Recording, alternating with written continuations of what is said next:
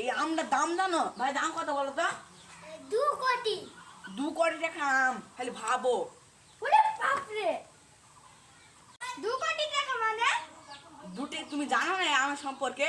এই আম যে একবার খায় সে বারবার খেতে চায়। এই আমটা খাইলে সে অমর হয়ে যাবে, জানো তুমি? ঠিক আছে, আমাকে দাও, আমাকে দাও, আমাকে দাও। তোমার খালি মানে আমি নেবো, আমি নেবো। তুমি আমাকে ক টাকা দিবা? আমি 2 কোটি টাকা দেবো। আমি 3 কোটি দেবো। আমি 5 কোটি দেবো।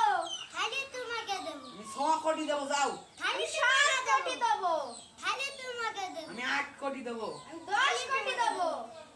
খালি তোমাকে দেবো। আমি 11 কোটি।